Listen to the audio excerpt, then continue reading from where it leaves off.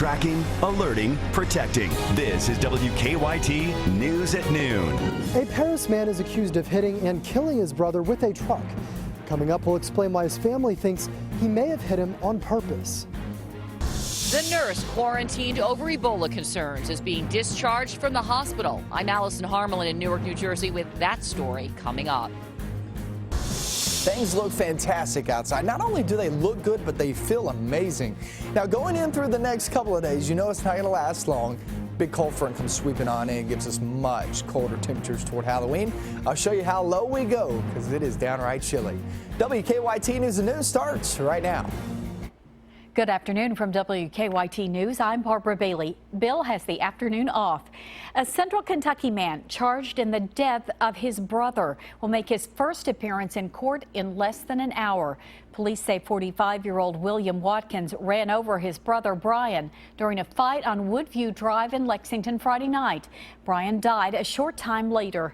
WKYT's Mark Barber is following the case. He has more on the charges Watkins is now facing. Family members of the two brothers say with one of them in jail and the other dead, this is a very difficult time for the family. They say what could be the most difficult thing about this is they believe William Watkins could have intentionally crashed into his brother. Brian Watkins' niece says an argument between the two men turned physical while they were at a house on Woodview Drive. The family tells us around 11:30 Friday night, Brian Watkins beat up his brother, William Watkins, and then left the house. According to family, William Watkins got into a truck and left the house to drive after his brother.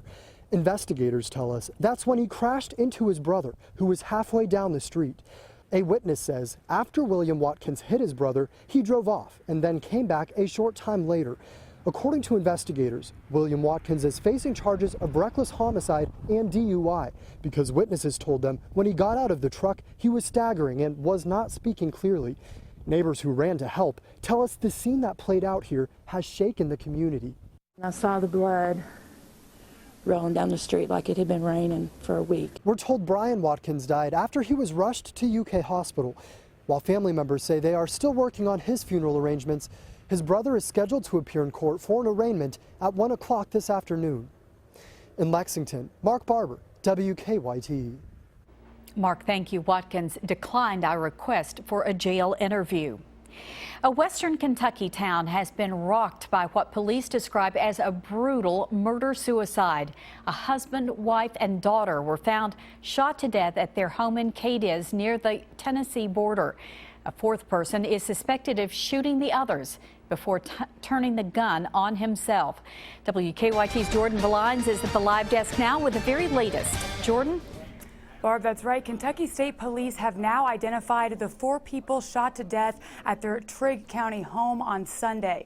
Now, the victims have been identified as 62-year-old Lindsey Champion, his wife Joy, and their 31-year-old daughter Emily, who was said to have been visiting the home at the time. Now, investigators identified 22-year-old Vito Reservato of Hopkinsville as the gunman, and he is believed to have shot and killed the 3 family members. Preliminary information from the coroner's office said all 4 died from gunshot wounds. At this time, the relationship between the suspect and victims is not known. We're not 100% sure of the relationship between all the folks that were involved. It's possible that the suspect did know them, but it was just briefly. Kentucky State Police is expected to release more information on this case as the day progresses. At the live desk, Jordan Valines, WKYT. Jordan, thank you. And autopsies are set to be performed on the victims tomorrow in Madisonville. Well, it'll warm up here in the Bluegrass with summer-like temperatures for the next couple of days, but big changes are coming as we hit midweek and then, of course, into the weekend.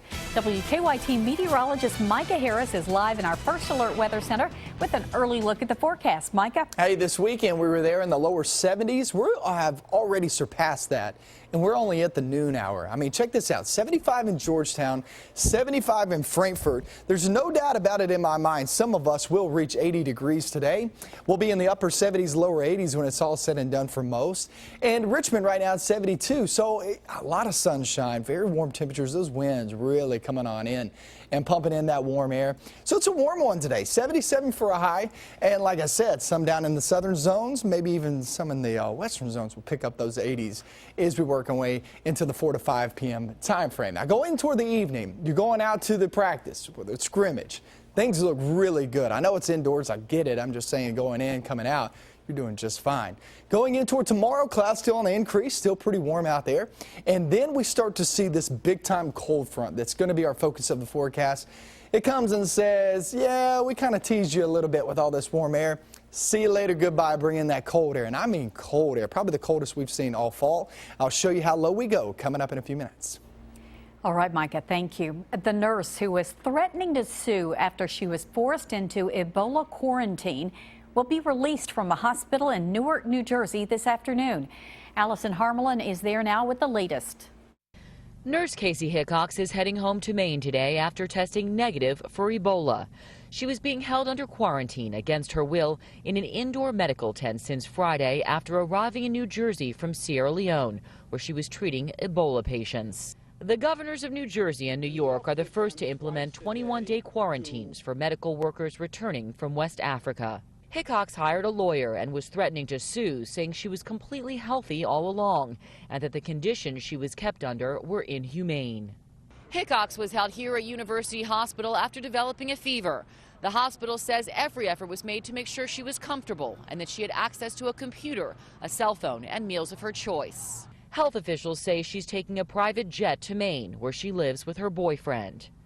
In New York, officials at Bellevue Hospital confirmed that a child who'd been to West Africa has been tested for Ebola after showing signs of the virus. The patient is being held in isolation. His parents are quarantined at home. Bellevue is the same hospital where Dr. Craig Spencer is being treated for Ebola. He's in serious but stable condition. Allison Harmelin for CBS News, Newark, New Jersey. President Obama's Ebola response team is expected to announce new guidelines for health workers returning from West Africa later this week. Health officials argue severe restrictions are not necessary for people who are not showing symptoms. They're concerned mandatory quarantines will keep workers from helping overseas. Microsoft co-founder Paul Allen is donating a big gift to help in the fight against Ebola.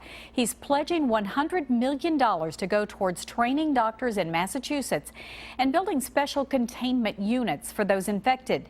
It's the latest in major donations from Silicon Valley executives. The Bill and Melinda Gates Foundation has pledged $50 million, while Mark Zuckerberg gave $25 million.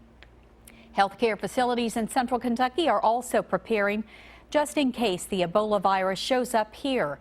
Eastern Kentucky University, Baptist Health Richmond, Berea College, St. Joseph Berea, Madison County EMS, along with state and county health departments, are holding a drill today to test their response. WKYT's Rebecca Smith is in Madison County now with reaction. Rebecca. The isolation room is located right across the hall from the nurses station. This allows them to monitor the patient as needed, but at the same time, limit access. Baptist Health Richmond is equipped to isolate a suspected Ebola patient if need be. Today's meeting included representatives from that hospital and other area agencies going through the proper steps should a patient seek treatment who thinks they may have Ebola. It's an exercise in protocol that pairs CDC recommendations with local EMS and hospital staff who are most often the first line of defense in dealing with an infectious disease outbreak. At Baptist Health Richmond, we work with, we have 6 sister hospitals across the state that we work with, who also work with the CDC and the Kentucky Department of Public Health to make sure that we're following those protocols and processes. And today is just part of the process of getting all these agencies on board. They may in the future, we're told, have some type of drill where they actually suit up. Today's was all about talking through their options and discussing what the best protocol should be. Reporting in Richmond, Rebecca Smith, WKYT. Now, according to the State Department of Health, there have been no confirmed cases of Ebola in Kentucky. Suspected cases, however, have been called, which we're told is proper protocol whenever there's a patient who meets certain criteria. A candidate for state senate is suing his opponent, saying a campaign ad went too far. An attorney for Dr. Ralph Alvarado filed a defamation lawsuit in Clark Circuit Court this morning against his opponent, Senator R.J. Palmer, and political consultant Dale Emmons. He says the ad contains edited video of a courtroom exchange that was taken out of context to create the impression that Alvarado was running a pill mill and improperly billing Medicaid and Medicare. Palmer's campaign responded by email saying Alvarado's lawsuit doesn't have merit and that Alvarado prescribed a man OxyContin days after the man had been arrested for allegedly purchasing $3,000 worth of painkillers from an undercover officer. The candidates in one of the country's most hotly contested races making a final push before the general election. Incumbent Republican Senator Mitch McConnell's Kentucky Leads America bus tour is still rolling through the state this afternoon. He'll be in London, Somerset, and Liberty. Meanwhile, his Democratic challenger Allison Lundergan Grimes is out on a bus tour of her own. She's campaigning in Laurel, Whitley, Knox, Harlan, Letcher, Perry, and McLean counties today. With just 1 week to go until the election, the latest polls show the race is a dead heat. Congressman Andy Barr and challenger Elizabeth Jensen will square off tonight for their second and final congressional debate before the election. Our own Bill Bryant will moderate the debate at the EKU Center for the Arts. Questions will come from a panel and from the general public via Twitter. Tickets are free. If you can't make it to Richmond, you can watch the debate live on the CW Lexington at 7 o'clock. Well, drivers nationwide are getting a big break at the gas pumps. The Lundberg survey shows the average price for a gallon of regular is $3.08, down 18 cents in the last 2 weeks. Prices have dropped 65 cents since their peak in May, driven by a decrease in the cost of crude oil.